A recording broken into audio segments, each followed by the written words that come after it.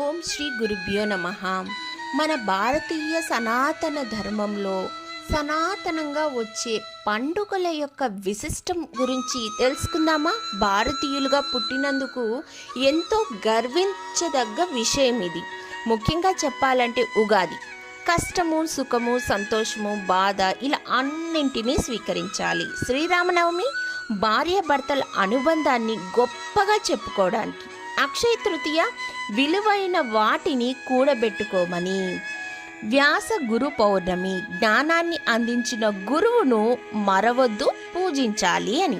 నాగుల చవితి ప్రాణాల్ని తీసేదైనా సరే తోటి జీవులను ప్రేమగా ఆదరించడం అని అర్థం. వరలక్ష్మి వ్రతం నీకున్న ఐశ్వర్యమును అందరికీ పంచుతూ అందరితో కలిసి సంతోషంగా ఉండమని. రాఖీ పౌర్ణిమ తోడపుట్టిన బంధం ఎప్పటికీ విడవరాదు అని. వినాయక చవితి నవరాత్రులు ఊరంతా ఒక్కటిగా కలిసి కలవాలి అని జరుపుకునే మహామహోజ్వలమైన నవరాత్రులవి. పితృ అమావాస్య చనిపోయిన వారికి కూడా ఎప్పటికీ మర్చిపోకుండా వాళ్ళని పూజించాలి అని చెప్పి మంచి రోజు. దసరా ఆయుధ పూజ ఎప్పుడు నీకు అండగా నిలిచి నీ పనులు చేసే దానిని గౌరవించమని తెలిపేది. ఇంకపోతే దీపావళి 10 మందికి వెలుగు చూపే జీవనం నీదవ్వాలని చూపించేదే దీపావళి.